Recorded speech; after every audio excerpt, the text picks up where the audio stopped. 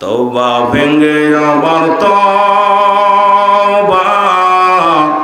করেছি বলেন, তওবা ভেঙে আবার তওবা আল্লাহ করে ও মাফ করে দেন মাবুদ গো মওলা ইলাহি বলেন মাফ করে মাবুদ মওলা তুমি বান্দা যখন এত গুনাহ করেছে আসমান থেকে জমিন পর্যন্ত খালি জায়গা গুনাহ করতে করতে পরিপূর্ণ করে ফেলেছে।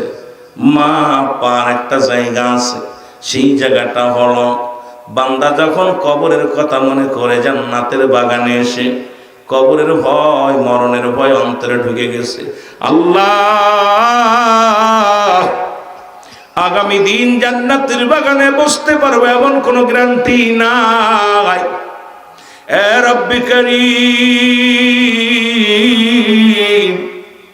গত বছর যারা জান্নাতের বাগানে বসেছিল এবার তারা অনেকেই নাই। কেউ চাকরি করে, কেউ ব্যবসা করে, কেউ কবর দেশে চলে গেছে। আল্লাহ কেউ শ্বশুর বাড়ি চলে গেছে রে মুসলমান। এই মাহফিল গত বছর যারা শুনেছিল এই বছর অনেকেই নাই, আবার অনেক নতুন মানুষ আগমন ঘটেছে। জোরে বলেন ঠিক কিনা? এ যুবক, গুনার কথা মনে করে গো, যখন বান্দা জান্নাতের বাগান ধরে আঁকড়ে ধরে খাস তওবা করবে, কারণ কিয়ামত পর্যন্ত আর কোন নবী আসবে না, কিয়ামত পর্যন্ত তওবার দরজা খোলা। এই তওবা করে যখন বান্দা খাস তওবা করে আল্লাহ বলে ডাক দেয়, আমার আল্লাহ রব্বুল আলামিন দুনিয়া গুনাহগুলো ওই বান্দার জীবনের সব গুনাহগুলো মাফ করে দেয়। জোরে বলেন সুবহানাল্লাহ। সুযোগ পাইছেন, মাহফিল হলেই লাভ। আজকে কয়রাবাসী, এই যে রতন দিয়ার মানুষ, নতুন পাড়ার মানুষ বড় ভাগ্যবান, সুযোগ পাইছে। সুযোগ হেলায় হেলায় বেলা কাটাইতেছি, সুযোগ পেয়েছে এটা জান্নাতের বাগানে বসে গুনাহ মাফের জন্য একটা অপূর্ব সুযোগ। এই সুযোগও যারা হারাই ফেললো আল্লাহর দরবারে কি জবাব দিবে? জোরে বলেন ঠিক কিনা? এ আমার ভাইরা, আমার বন্ধুরা, আমার যেহেতু মানুষের মৃত্যু হয় দুইটা টাইমে গো,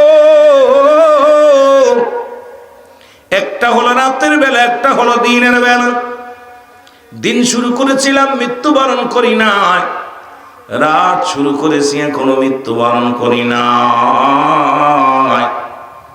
আল্লাহর দরবারে ইস্তেগফার করেন যেন আল্লাহ আমাদের মাফ করে দেয়। কিয়ামত পর্যন্ত নবী আসবে না, কিয়ামত পর্যন্ত তওবার দরজা খোলা। জোরে বলেন ঠিক কিনা? সবাই তওবা করেন। আস্তাগফিরুল্লাহ রাব্বি মিন কুল্লি যামবিন আতুবু ইলাইহি লা ইলাহা ইল্লাল্লাহু মুহাম্মাদুর রাসূলুল্লাহ আশহাদু আল্লা ইলাহা ইল্লাল্লাহু ওয়াহদাহু লা শারীকা লাহু আশহাদু আন্না মুহাম্মাদান আবদুহু ওয়া রাসূলুহু। কি যে তওবা করলেন, যদি ভাগ্য ভালো থাকে, কপাল ভালো থাকে, আপনি মাসুম। সুবহানাল্লাহ বলেন না? মাহফিলে আসছে গুনাহ মাফের জন্য। এখন তার মাহফিল হয় না ভাই, মাহফিলে গেলেই শুধু গিবাত। কোরআন তাফসিরে নামে এক আয়াত পড়েই শুরু করছি আমরা উলামায়ে কেরাম, এর গোষ্ঠী ধইরা, ওর জাতি ধইরা, ওর বংশ ধইরা। এত সুন্দর ওয়াজ, টাকা খরচ করে কমিটি, খাবার দেয় কমিটি, কষ্ট করে কমিটি, আয়া মাঝখানে ফায়দা উঠতেছে আমি সমাজের মধ্যে। এটা আমি মনে করি ওয়াজ না। ওয়াজের ময়দানে যাব, গুনাহ মাফের, নিজেরাও মাফ চায় নিয়ে আসবো, আপন জনদের জন্য মাফ করে আনবো। জোরে বলেন ঠিক কিনা? কারণ আগামী দিন বাঁচবো গ্যারান্টি দিতে পারবো? কেডা কেডা বেঁচে থাকবেন কইতে পারেন? কেউ করতে পারেন না। এই জন্য যারা তওবা করলেন আমার সাথে একটু ফরিয়াদ করি, তওবা ভেঙে আবার তওবা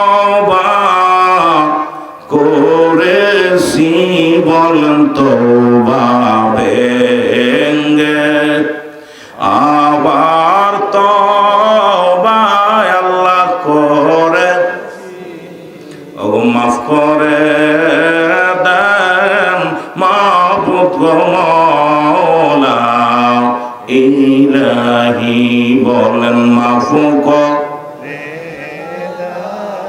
মাবুদ মওলা তুমি